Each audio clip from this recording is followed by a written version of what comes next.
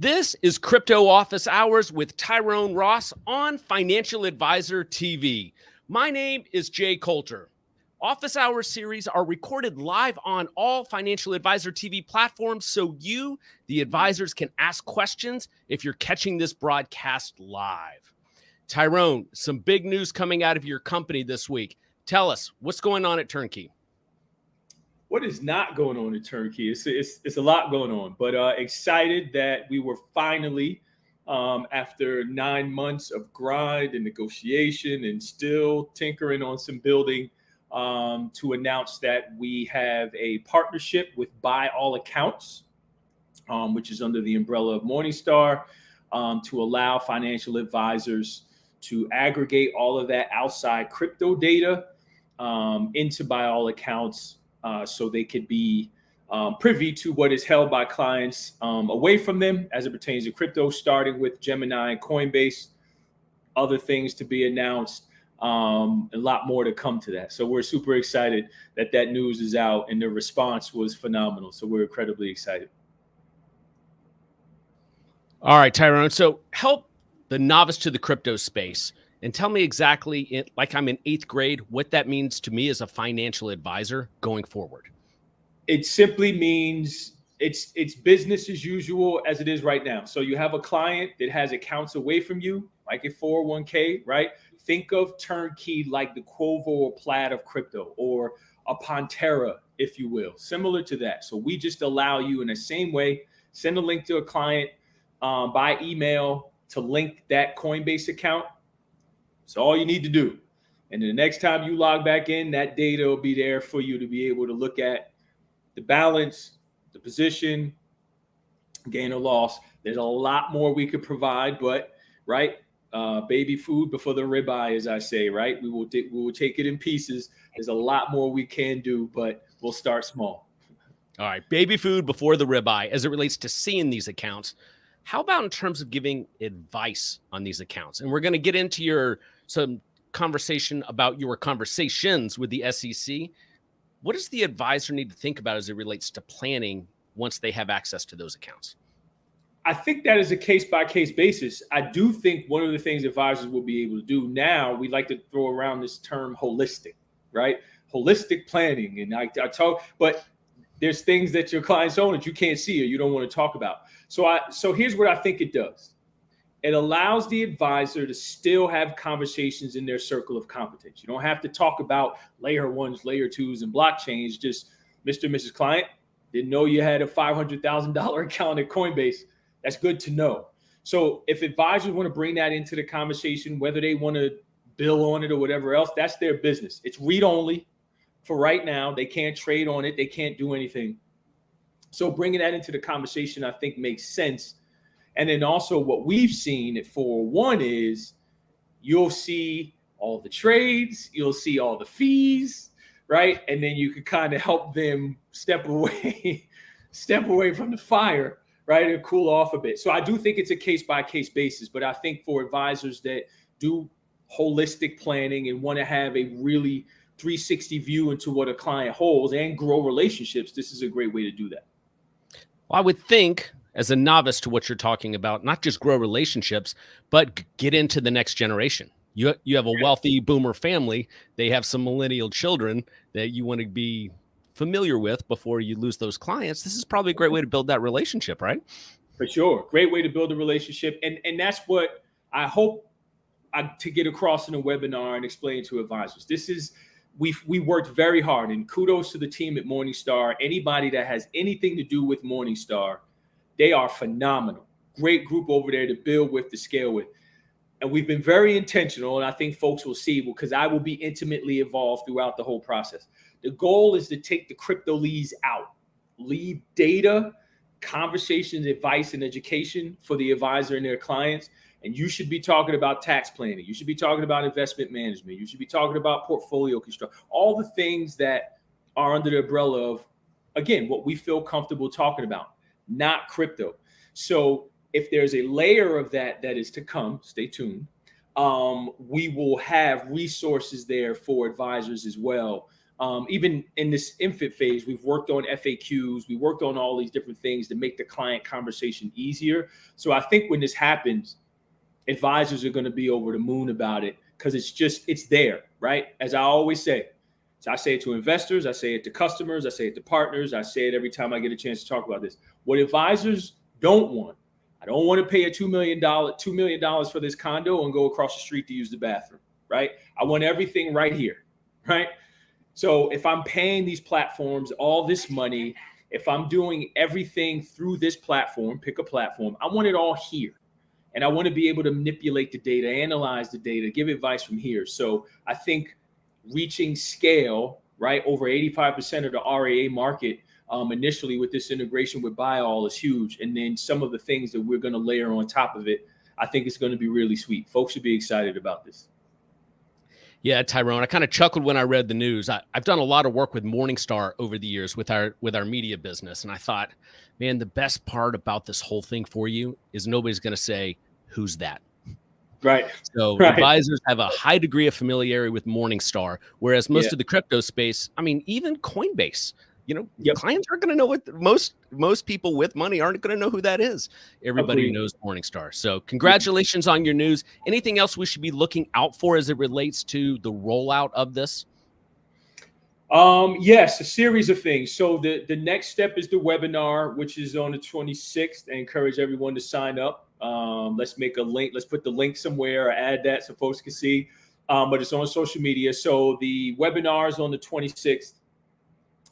There are some conversations that are happening behind the scenes that I can't really give much information to, but I do want to shout out to Eric Clark. Without Eric Clark, for those who don't know, that is the CEO of Orion, this would not be possible. But there will be some testing behind the scenes, and then there'll be dates later on or when it'll go live to everyone. So that's the next step. And then we have some bigger things planned as far as how we'll expand where we're able to go and get data from. So there's a lot of layers here to be rolled out, and I think folks will get more info there. But I think what we have planned and what my master plan is, I think advisors are going to be really, really happy that this is now coming in a package that looks familiar, right? You don't even have to walk out to the mailbox. We're going to Amazon Prime it to you, walk it right to your door, take the picture, walk away.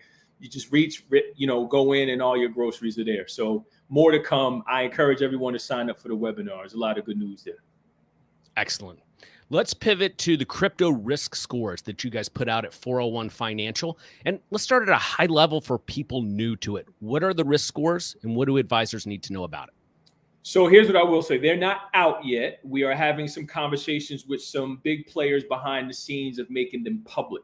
One of the things that I needed to do and I wanted to do is, again, I've been at this for 8 years, and I've just been very frustrated with the core infrastructure, tools, and analysis and data that advisors need just wasn't being built and provided in the way that advisors needed it.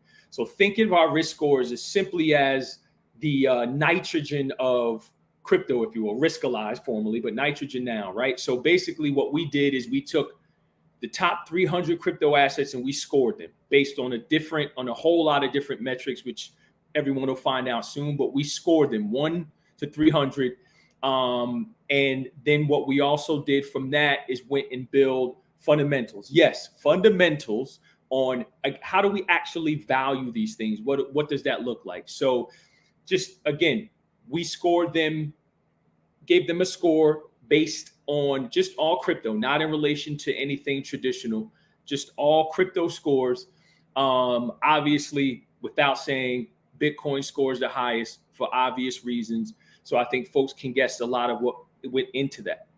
The reason we built them was for this, and having conversations with some massive RAs. I'm talking folks that are 100 billion or more. They kept coming back to the same thing. There's no way to quantify risk. So how do we build portfolios, right? How do we get this data into our workflows to be able to get a score individually versus a score that we have for traditional assets, and get this composite score to be able to get a really good look at what a portfolio may look like and how much risk a client is taking. So that's essentially what we did. It's done. Shout out to Eric Smith, the CIO for one. He did an incredible job on this. we're having some really substantive conversations here to package it up and make it available to everyone. We'll be teasing some things here and there, which have made its way to social, and we're starting to share a bit because we're just sitting on so much data and information. So that's essentially what went into the risk scoring methodology. Yeah, so that's a miss on my part. I thought I had seen some risk scores in the marketplace from your partner, Eric, but those are really just teases of what's to come. Yeah, teases of what's to come. What we did do is show. So we have our own model that we've built, and what we showed was the scores that made it into our model, right? So in order to make it into the 401 crypto model, you have to hit a certain number on the fundamentals and a certain number on the risk. If you do, then you get included into our model. So that's what you saw. Excellent. Let's pivot to the SEC. Really important when you deal in this space that you have a clear view into what they are expecting. You have some meetings coming up. You've been meeting with them for a while. What do advisors need to know about the SEC? This is probably the most important part of this conversation. So right before we came on here, I was emailing them to confirm the meeting that I'm having. So again, blessed to have multiple conversations with the SEC. The next conversations that I'm having is with the investment management division on the new custody rule and the safeguarding rule. So a couple of things that I think is important for advisors in general, and as crypto is concerned. And I sent them a list of the things that I want to cover. I'm more concerned about what a qualified custodian is for the purposes of crypto. But just in general, we could get back to that. Just in general, they are very much wanting feedback from RIAs and investment advisors on how the rule impacts advisors giving advice to retail clients. And they're the ones who get hurt here the most, right? The SEC is here for investor protections. So one of the things that I mentioned to them, and again, my conversations have been very nuanced. There's a crypto angle and there's just a, hey, I'm an advisor angle. But on the, hey, I'm just an advisor angle, it's the record keeping. If folks haven't looked at this, they are demanding more stringent record keeping, as if our record keeping wasn't stringent enough. They want more detailed record keeping. The cost, based on if this is implemented, the time frame to get in compliance is going to crush smaller advisors. And then if they're broadening the scope, that everything falls under the scope of needing to be a qualified custodian, they're basically saying discretion is explicitly, their words, custody. So these are all things that advisors need to be concerned about. So my meeting with them is around that, and also around the custody rule pertaining to qualified custodians for crypto, which, if I'm to interpret what I'm being told, they don't believe that there's a qualified custodian in the space right now. That's a big deal if you are a crypto hippie like myself, or you are trying to bring crypto there. A little bit of inside baseball here. I'm also having conversations with them because I am having conversations with two incredibly smart gentlemen now that I cannot name on building a qualified custodian, a true qualified custodian that only does custody for the space. So we didn't want to start building or doing anything until we had conversations with the SEC. So I'm having some bifurcated combos now. But the next conversation is all about the proposed rule, some of my concerns with it, the broader space's concerns with it, and what that will mean not only for crypto, but advisors in general. You know what we got to do, Tyrone, is find a crypto lawyer who specializes in the space and bring him on as a guest, or her on as a guest for the series. I think we could get really deep on that. Yeah, for sure. Yeah, excellent. So if you're watching on LinkedIn, YouTube, or Facebook and you have a question, please post it as a comment. It'll show up here. I believe our Twitter feed has been killed because the bots got in there because of, I'm assuming because we're talking about crypto. All right, let's pivot and talk about the state of the crypto markets, Tyrone. And if you would not mind, could you frame it for the novices again? For the people who are new to crypto, they don't understand what Bitcoin is. They think they know what Bitcoin is. Their clients are asking them about ETH. What's the state of the markets today? So yes, very, very high level. And I've been forced to do this for 8 years. So I have some practice. Couple things. One, no one cares. Let's just be honest. If you care about crypto right now, you are punch drunk, over the moon, not going away, taking all the career risk. I'm never leaving type, like myself. So the junkies are here. We're not leaving. The broader sentiment in the world is it's dead, right? Which we go through this cycles, it's dead, it's dead, it's dead, right? There's someone I think that's actually tracking this on Twitter. But the sentiment right now is sour. What's interesting is there are massive TradFi entities and platforms that realize it is not going away. I think that's what everyone needs to realize. It's not going away. It's here to stay, but in what form? And I have a lot of thoughts around this now. Maybe I'll save that for my rant at the end. But I think this is like, we need to start having some honest conversations here that I don't think is being had on Twitter and other places around crypto, but I'll get to that. So for those that are watching this and just trying to get a good feel for it, right? Bitcoin, which is the most notable, has the biggest brand, everyone knows about it, right? Has now gotten to a place where folks are saying, okay, well, what is the revolution? What has it done? I'm not going to go off on that tangent. I could easily rebut that, but again, staying with the 330 million people that walk around in this country, it had its like that buzz that run up in 17, and it was kind of like, oh, Bitcoin was the thing, and I was hearing it on podcasts, and you heard athletes taking their salaries in Bitcoin. It was the thing. Now it's going away. That high level, oh my gosh, you walk into the barbershop or whatever, no one's talking about it anymore. Retail has been scorched again.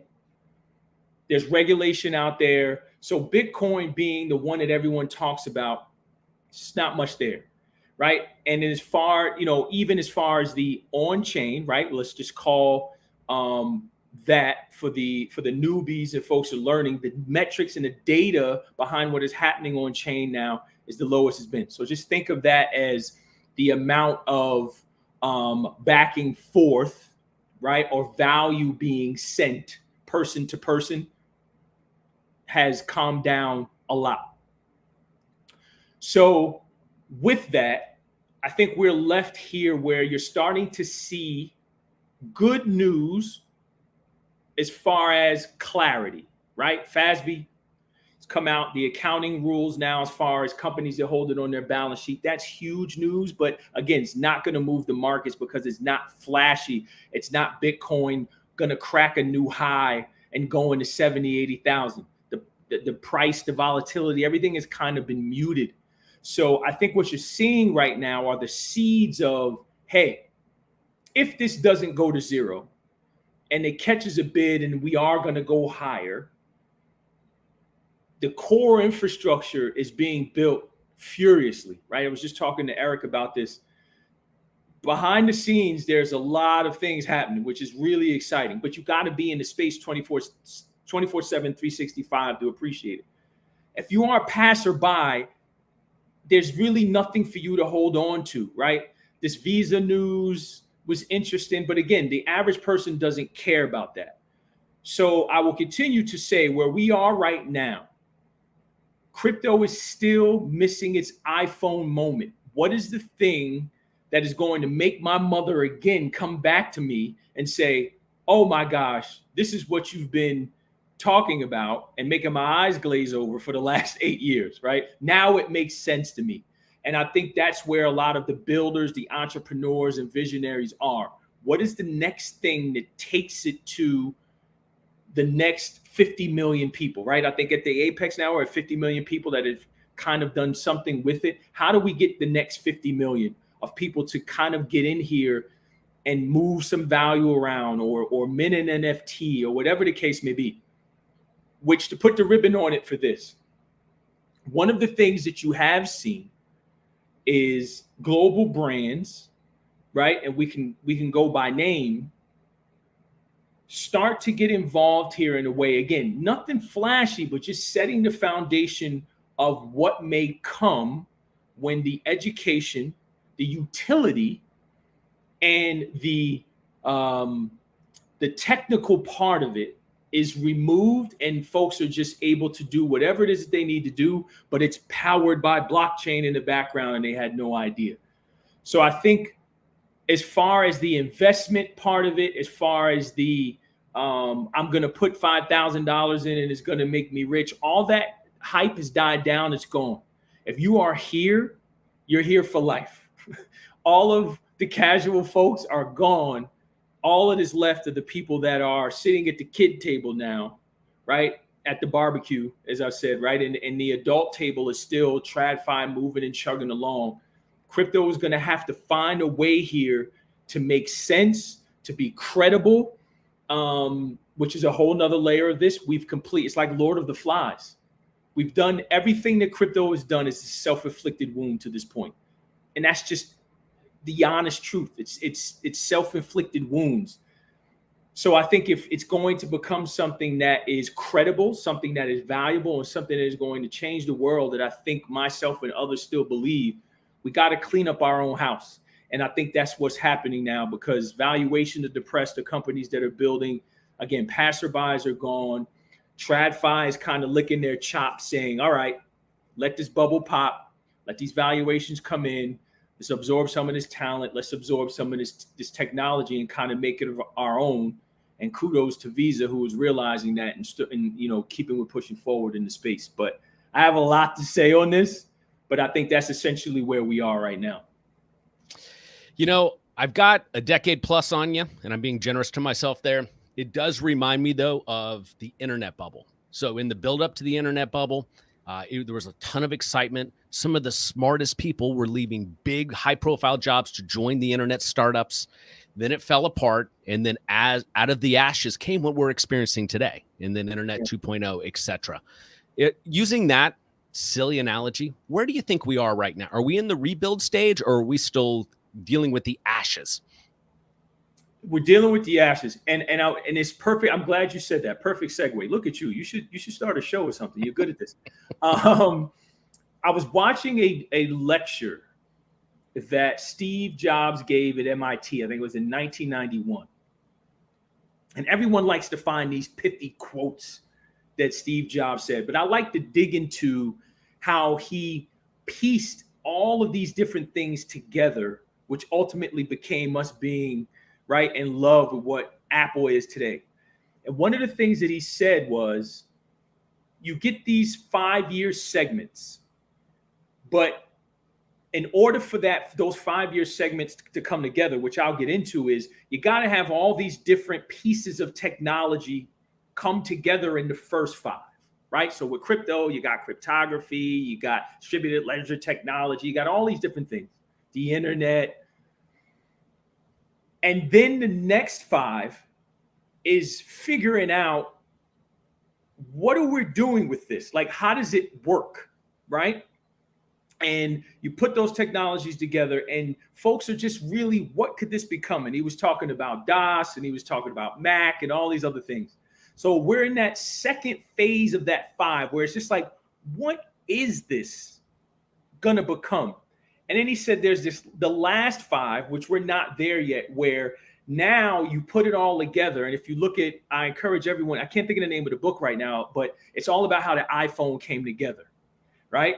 And again, back to that iPhone moment. But in that last 5 are all the possibilities. You're seeing that with AI now, right? Where now it's just like, oh, okay, all like it's in that. So basically that the next 5 years for AI is going to be fascinating.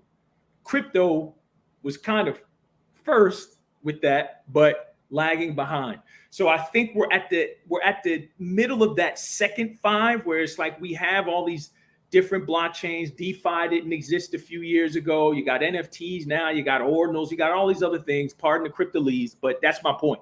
There's still a lot of things here that if I said them, you'd be like, huh? Right? But once those things are figured out, the next 5 of innovation will be, all right, now we can take this, insert that in Jay's life, and it's magical. And that's the part that he was talking about in the class, is we're going to create magic with this technology. Right now, it's just like, I wish DOS would go away, right? It's like, it's just right? And it's funny to look at that, but it's like we kind of got the same thing in crypto. It's like you just wish this would go away, but it's serving a necessary evil now because, all right, this is crap, get it out. This was useful. Take this piece, add it to this, put this here, right? And now we'll figure it out. Stable coins, I think, are going through that as well. So I think right now, yes, it's smoldering ashes. And then now the builders are forced to go, I have no way forward but to build something that people are going to use right now, right? The high valuations, the money that have been poured into the space. And again, same thing happened with the internet. Any space, you throw money at it and then we'll see what happens. But there's been billions and billions of dollars poured into crypto for very little adoption right now. But I think, as he was saying, he mentioned at that time, and again, you go back to 91, he said it was $100 million that he had spent trying to get Apple where it needed to be to start getting the Mac and everything where it was. And everyone was like, my God, right? So that was 91 though. At that time, it was like, yeah. But now that same thing, he's like, look, that a lot of that money has to go in to tinkering and that experimentation of that second 5-year period to manifest what's going to happen in that last 5. So I think that's where we are. It's just, there's a lot of building now. There's a lot of ideation. Founders are forced to talk to other founders. Can you product market fit, adjacent markets? And I think that's what's happening, because if not, we just won't come out of this. I didn't have this on our question set. AI obviously is getting all the buzz. Our industry, they're running towards it as fast as they can. I have some real concerns, and more concerns than I do about crypto, especially established crypto, because of easy to determine privacy firewalls that you can have with the crypto space, where AI is literally built on taking the information you give them. So if you're giving them client information, the security risk you might have, the compliance risk of what they do with that information. Like, I mean, I'm not smart enough to understand it, but I have a feeling the SEC is going to want us to know what they're doing with our clients' information. Have you had any conversations around that? So we are all in on AI at 401. And I think that's what advisors, like, it's so funny how advisors think. It's like the minute it's new technology, it's like, oh, what the client, like, you realize you can use the technology and not even involve your clients. And how about you provide a better experience with the technology for the client? So that's what we're doing with AI now, is how do we provide a better experience for the client? No client data is going into it, but we're using AI to provide a better client experience. And what we're working on and what we've seen is lights out, right? Yep. Individual chat bot for a client based on, what they ask or whatever. It's nuts what is out there. So I think advisors need to shift the lens a little bit, is how does it help us become more efficient, create a better client experience? As far as the client data going in it, though, to provide all this analysis stuff, I'm with you. You got to take a pause on that. I don't think anybody should be going there yet. What is interesting, though, and again, what we've had conversations with our legal about, and Eric and I have had some conversations, and Amber and Eric are chat GBT'd out. Like, they use all of that for a lot of different things that we do. Is what I think is great here, right? What is the one thing planning is based on? Scenarios, right? So what you're able to do, right? Scenario based, create scenarios inside of a planning tool using AI. So if you come across a situation with that client, you've run some scenarios to be able to come up with these different. So now you don't have to put that client's personal information in, but you've ran all these different scenarios with that particular type of client, which lends to the client conversation. That's what I think advisors should be doing now. Because here's the thing with AI. The people that are going to figure it out and use it are going to smoke the people who don't. It is going to make them more productive. They're going to give better answers. They're going to provide better experiences. They're going to be able to scale faster and bigger. And to this point, I was just having a conversation with a gentleman from the Colony Group, right? So we're having some conversations on 401 about this reverse referral program that we're thinking of scaling. And the first thing that he said was, you know what? This is such a brilliant idea because our industry is so resource constrained. It's a fact. The biggest fact. It's resources. That is what our whole industry is built on. And how do you get those resources to be able to use them enough to be able to scale? And when you do this, you just realize, all right, we're tapped out, right? There's just not enough to go around or capture the opportunities. So I think advisors leveraging AI in that way are going to win. But to your point, we've been advised by our legal or whatever else. Don't put anything personal in there at all right now. So yes, I agree with you. But on the flip side of that, I think change the lens, use it to be more efficient and productive.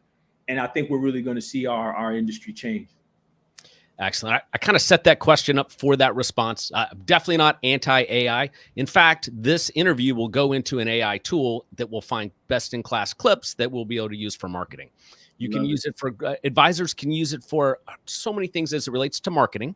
They can use it for so many things as it relates to financial planning. For example, you can take all the CFP board's content, put it into a tool, and then have those resources available to you in a chatbot, which would be significantly better than Google. But I just keep running across situations where advisors are using it with client information, and I think it's going to be a big, big problem for them. You're going to get sued into the Stone Age. Let it go.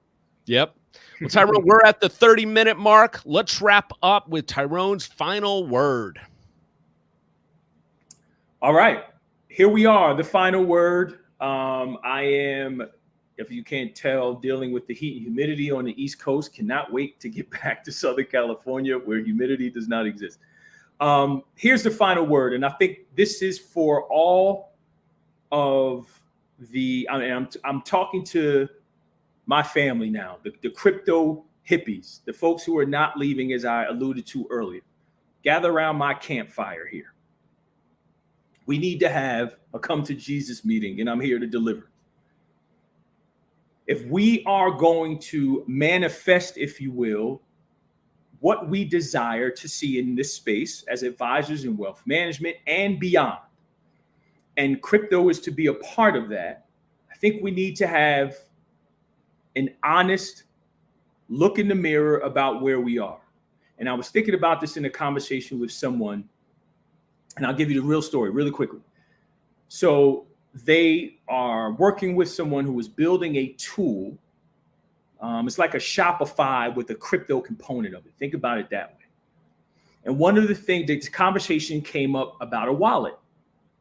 And it was like, well, what they want to do is they don't want wallet to be familiar with the wallet that they have in their pocket. They want wallet to be, signifying that it's crypto and so on and so forth. And they want to remove that complexity. And I'm like, well, I think it should be the other way. I think we want folks to feel that a wallet is just like a wallet in their pocket. They shouldn't think wallet and think crypto and blockchains and connectivity and private key and public key. No.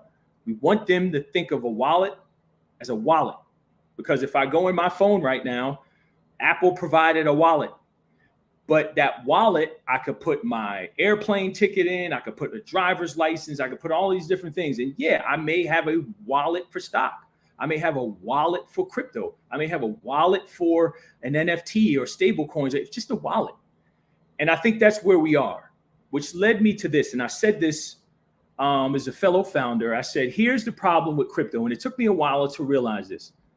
What crypto folks want to share in is the gains and their bags going higher. Everyone wants to share anything that, and look no further than the leaders that have been running the space and the greed that has taken place. Everybody wants to share knowledge so long as it pumps the bags. What they don't want to share is the knowledge. That complexity won't be removed because of hubris. Because if you don't know the difference between Web3 and Web2, if you don't know the difference between a layer 1 and a layer 2 and a bridge chain and so on and so forth, that makes me look smart. That makes me raise more money. That helps me get this that you can't get. That has to go away. So until, as a space, we want everyone to be on the same footing with knowledge and understanding, we will stay at $1 trillion in total market cap, which is a pimple on an elephant's butt. It won't matter. It'll just be the kids' table. But everyone wants to share knowledge and backdoor things or whatever, if it means everyone's bags go higher. That is why we are where we are. Until we want to share the knowledge and make it easier for people to understand what it is that we all are excited about, which is why I say for 14 years now, 8 years for me, since I've been introduced to Bitcoin, I've heard all of these things. The global monetary, is going to replace the dollar and self-sovereign, all these other things. I'm like, why not just say it helps people get access to financial services that have never had it before? That's what it did. Convince me that FedNow, that was first introduced in 2019, was not introduced because of Bitcoin being introduced to the world in 2008. Convince me of that. You can't, because at all that was being purported and said and proselytized was, I can send money to anybody in the world right now, regardless of value, regardless of where they are, color, creed, denomination, size. I could do it right now. They'll get it 10 minutes. That's a real thing that happened because it was, hey, this is just a simple use case of how this works. But once we realized that people were listening, then it became mining, it became proof of work and proof of stake and the difficulty adjustment and all these other things. If I buy Amazon, I don't care about TCIP. I don't care about logistics. I don't care about any of that. I just want to, I order something that comes to my door in 30 minutes. So until we can say this is what crypto is, and we don't have to go, well, the miners do this, and there are these nodes, and then there's these people in the ecosystem, and then every 10 minutes, and then I don't care.